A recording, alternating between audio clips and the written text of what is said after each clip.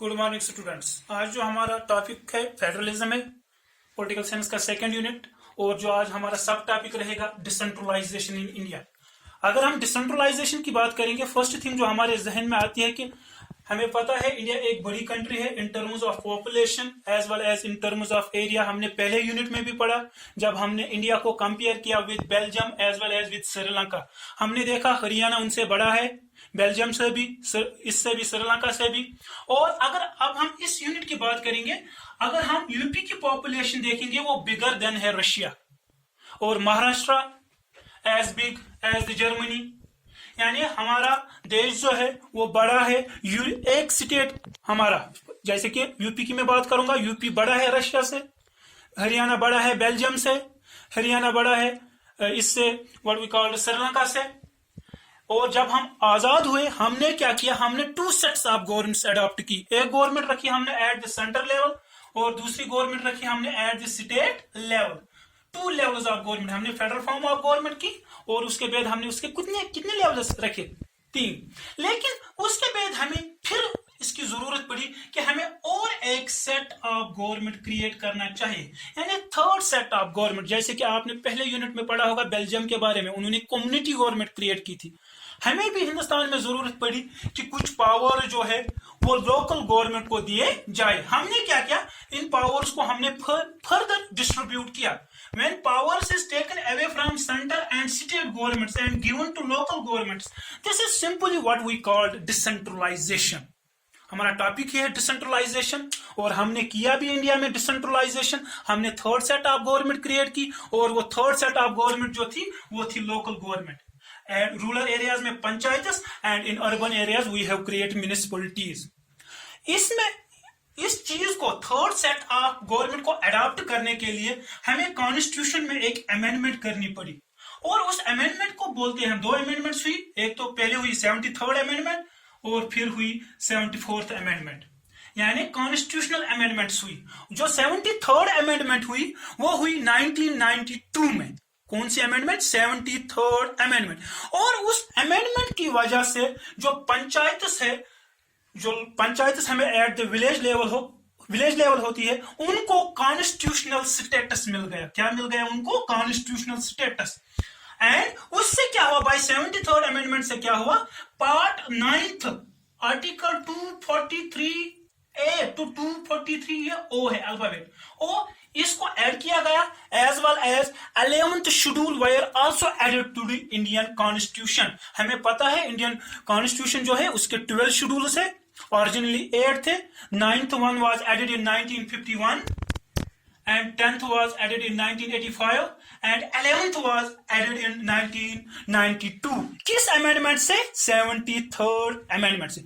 Simply मैंने क्या बोला, जो 73rd अमेंडमेंट हुई इंडियन कॉन्स्टिट्यूशन में एक इंपॉर्टेंट अमेंडमेंट है।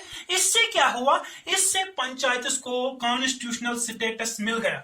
हालांकि अगर हम थोड़ा सा इसका हिस्टोरिकल बैकग्राउंड जाएंगे वो काफी लेंथी हो जाएगा, वो हम किसी और वीडियो में लगभग वो क्लियर करेंगे। जैसे कि कुछ कमिटीज भी बनाई गई थी हिंदुस्तान में, बलवंत राय मेहता कमेटी, अशोक मेहता कमेटी, फिर भी सिंघवी कमेटी थी, उन पर हम इस वक्त तफसील से बात नहीं करेंगे। और हमें पता ही है 2 अक्टूबर 1959 में राजस्थान फर्स्ट स्टेट था जहां पर एस्टैब्लिश किया गया था पंचायती राज, लेकिन उस वक्त उनको कॉन्स्टिट्यूशनल स्टेटस नहीं था। वो हम अगले लेक्चर में देखेंगे।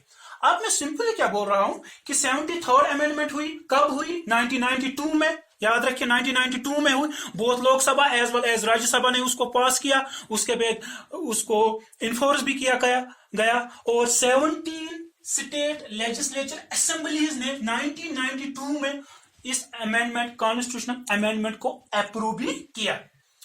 अब जो हमारा टॉपिक है futures of 73rd constitutional amendment, इसके फ्यूचर्स क्या है?